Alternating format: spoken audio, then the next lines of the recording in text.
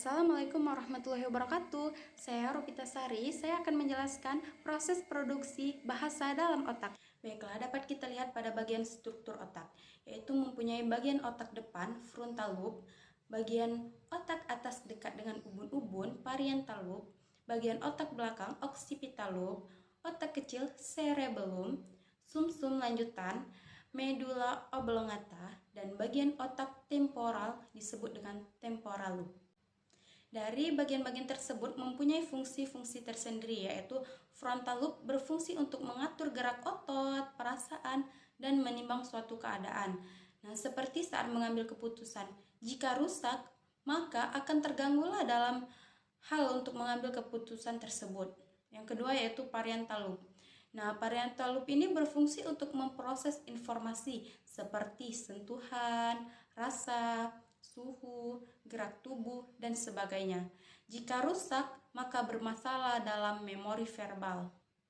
Nah, selanjutnya yaitu occipital lobe. Nah, occipital lobe ini berfungsi untuk mengatur proses informasi, penglihatan. Nah, jika terjadi kerusakan, maka menyebabkan buta warna, buta kata-kata, buta huruf, dan lain sebagainya. Yang keempat yaitu temporal lobe, yaitu berfungsi untuk mengatur hasrat, nafsu, naluri, dan menafsirkan bahasa yang kita dengar. Fungsi otak pada manusia terdiri dari 3 bagian. Yang pertama, cerebrum, atau seringkali kita dengar dengan sebutan otak besar.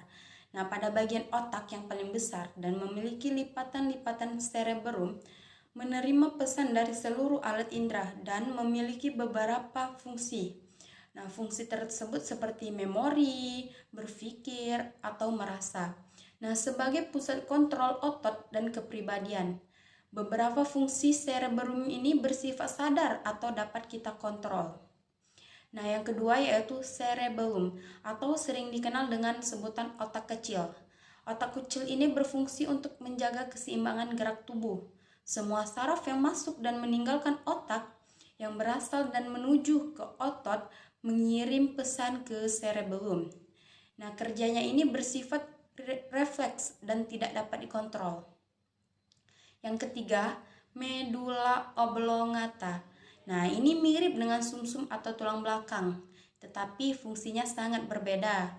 Medulla oblongata ini adalah bagian otak yang berfungsi untuk mengontrol denyut jantung, pernafasan, dan tekanan darah. Nah, semua pekerjaan yang ditangani oleh medulla oblongata ini bersifat di luar kesadaran. Dalam proses produksi bahasa, ada 3 area otak yang berperan penting, yaitu daerah Wernicke yang bertanggung jawab pada lexial meaning atau makna arti. Nah, daerah Broca bertanggung jawab pada grammatical planning atau perencanaan tata bahasa. Dan daerah motor supplementer atau sering disebut dengan supplementary motor area. Nah, yaitu yang bertanggung jawab pada motoring atau mengawasi dan mengendalikan hasil ucapan. Berdasarkan tugas ketiga daerah itu, alur penerimaan dan penghasil balasan ujaran atau ucapan dapat disederhanakan sebagai berikut. Ucapan itu didengar dan dipahami melalui daerah Wernicke. Nah, isyarat ucapan itu dipindahkan ke daerah Broca. Nah, ini untuk mempersiapkan penghasilan balasan ucapan tersebut.